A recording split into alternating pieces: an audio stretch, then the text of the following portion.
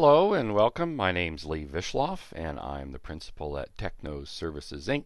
And today I thought I'd talk about a relatively new offering in the wireless world, machine-to-machine communications. So here's our outline for the day. We'll start by looking at just briefly what it is and some of the applications and the technologies related to machine-to-machine. We'll look a little bit at the industry structure, some of the selected offerings, a very small sampling, look at some costing, and then have a very brief conclusion. So what is machine-to-machine? Well, it's really the evolution of the internet and the nature at which we communicate. And so we started off with you talking to me, initially in person and then at a distance via phone and text. Then we added the web browser, so now that's you talking to a machine, a server. And then we today we've got machines initiating the communications, and that flows in two types. We have machine to server. For example, if you have like an OnStar system and something goes wrong with your car, it might report that there's been a collision to some service center. Ultimately, there might be a human attached to that, but in some cases, equipment just sends messages home. Trucks and things like that will do that. We're located at this point at this time.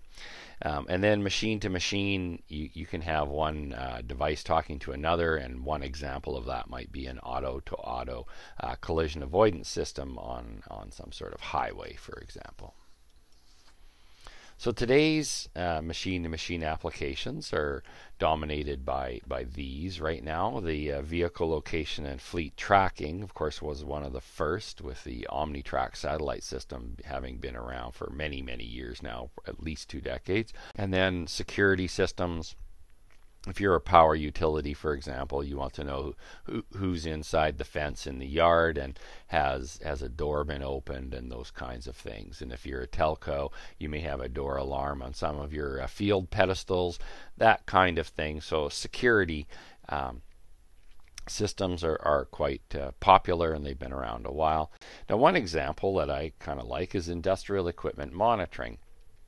There's a lot of companies in the world who make specialized equipment, and they sell it all over the world, but they don't really sell it in very large volumes. And so this makes field maintenance a bit of a headache for them, and is part of the reason some of this equipment is so expensive, because there just aren't a lot of people in the world who are well trained at how to maintain, for example, your widget manufacturing machine. And you might have sold some in Africa, and you've sold some in Asia, and you've sold some in Eastern Europe and South America, and it becomes difficult.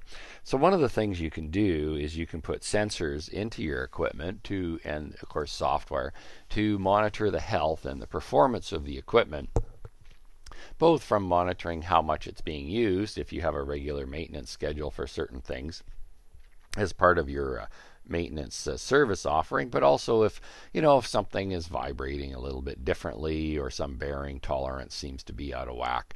You can put those kinds of monitoring systems into your equipment and then have it connect automatically to a network and basically call home or respond to a poll that says, what is your current status? Now, sometimes people do that with an Ethernet attachment today, and they do it by attaching to their customer's corporate LAN, but that does create problems with firewalling and policy and those kinds of things. And so if you take it on yourself with some wireless provider, you might find that works a little bit better, because you can be guaranteed that things are going to work as long as it's in an area that has cellular coverage, without getting involved with the corporation's IT department. So what are the basic technologies involved in machine-to-machine? Well, often they're sensors, not always. If you have a system that's automatically updating advertising, for example, on an electronic billboard, you don't really need a sensor. You just need a schedule and something at headquarters to say it's time to switch. But in many cases, what we're doing is we're actually monitoring things, and sometimes they're device-specific sensors, for example, shaft encoders and things that measure gaps between, say, a piece of paper and some other roller or something. They look at paper thickness. There's a lot of those kinds of sensors in the world. It's a fairly old industry. And then we have more generic sensors where I think you're going to see some of the gains in the semiconductor side. Vibration and temperature and humidity and basic environmental things. The ability to basically monitor and listen to the environment. And then on the wireless side, if we're using sensors, we'll typically have some sort of mesh type network that's ad hoc that will ultimately come back to some sort of gateway, and then the gateway would attach you typically to a cellular network, but it could also be a satellite network, or it could be some form of private wireless network. And then we have the ubiquitous internet, because we're transporting data all around the world, and why would you build your whole system, transport system for yourself when you can just use a VPN over the internet? And then cloud computing. A lot of cases, these networks are going to collect data, and they may actually be accessed by different vertical service providers who will provide different services based on the same data. So the way the industry is structured, your business is there at the top and you're running it, and then you will typically be a customer of some virtual network operator. That's what the VNO stands for, and their responsibility is to manage your wireless network. And then below the VNOs are the infrastructure people, the carriers. And so if you're sending equipment around the world, for example, you might want to go through a VNO rather than have to create your own service contract every time you sell a piece of equipment in another location. It just becomes rather burdensome, and you end up with a lot of bills and a lot of headaches and a lot of difficulty in managing your network, whereas the VNOs, that's actually what they do. And then if you use an integrator to build up your service offerings, and you probably do, they basically exist between your company and the VNO, or the virtual network operator may actually have an integration service arm. So thinking about the previous chart, the infrastructure provider has only a small part of the task. They have to maintain the connectivity of their network, and they have to assign bandwidth to the various virtual network operators, and then they're going to control certain things, access to the information of the network and the management system, and they're also going to make sure that one VNO can't configure the system in such a way that it damages another. Now their big job, of course, is building the infrastructure, which is a huge capital intensive and labor intensive activity. The virtual network operator, they're going to help you select the appropriate technology and maybe pick your infrastructure providers, because they'll offer you a single bill for the various countries that you're going to, and they will monitor the equipment and network status. So their job is to make sure that they know everything's working, and of course they will also do some billing information, and as part of that billing they're going to have to set up service plans and establish service level agreements, SLAs, for your particular service. So you're going to have guaranteed uptime and guaranteed delays and those kinds of things, otherwise there'll be some reduction in your bill. So they do those kinds of things for you, many things that the carriers do today, but these networks are quite different than the rest of the cellular network, and so it's actually not that practical for the cellular guys to do all of those things, which is why this infrastructure provider is doing less and the VNO is doing more. So when you look at the cellular M2M offerings from the carriers, they're targeted at low data volume per user, but hopefully a lot of users.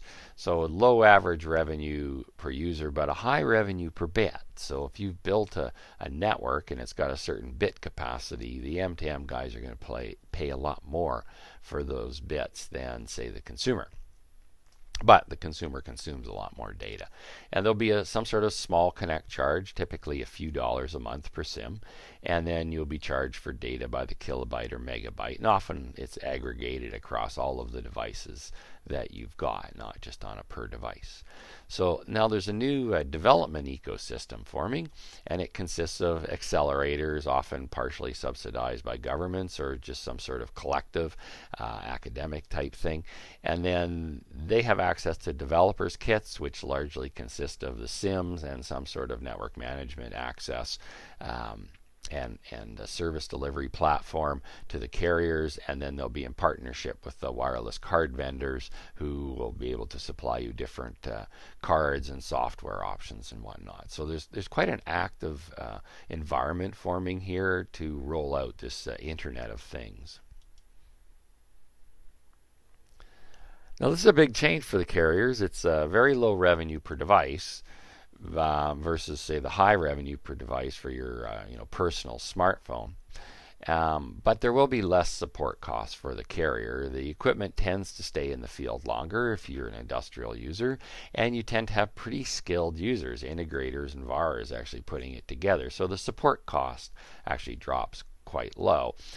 But you do have to ask yourself, why are they doing this? Well, the personal market is going to start to saturate. The rise of the smartphone and its displacement of the regular feature phone is coming rapidly to a close, with smartphones comprising a huge fraction of new phone sales. So basically, the carriers need to get into this market in order to not be stuck and see no growth going on, because once the market will saturate, they'll see that their average revenue per user will start to be under pressure from competition. There's also satellite M2M offerings, and this is one, the Inmarsat BGAN M2M. It was launched in February of this year. It's data focused. There's no connect time charges. It's charged by the megabyte per month. So this is different than the other mobile satellite offerings, which are all connect time focused.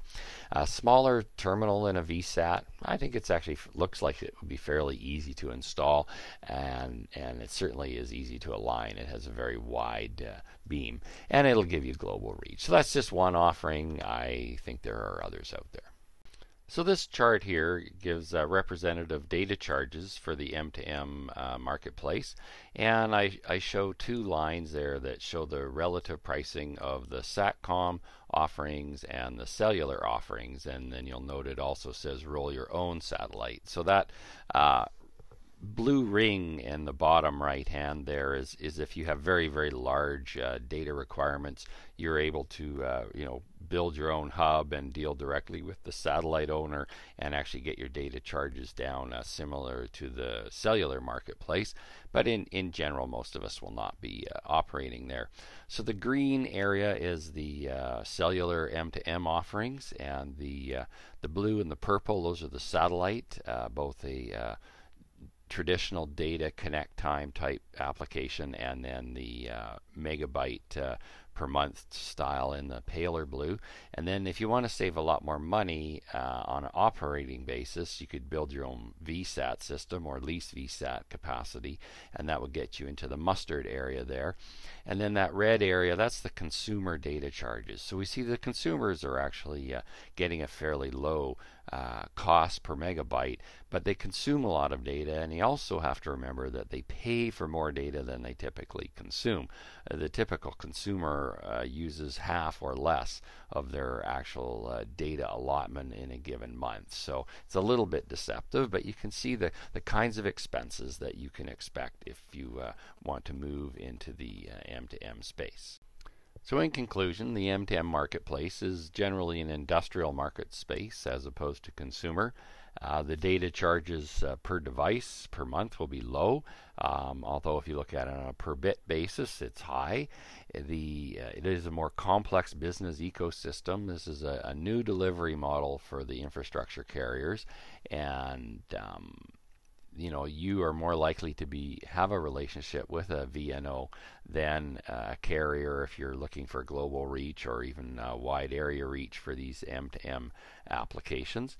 And you can expect a lot of new applications to appear soon as the carriers and these various incubators are working together to provide startups the opportunity to create new things that will help you run your business in a more efficient manner. Thank you for your time, And if you want to know more about M2M, please contact us at info@technos.com. And if you need help selecting equipment or a network operator or establishing what your requirements actually are, again, please contact us at the email there and we will get back to you in a timely manner.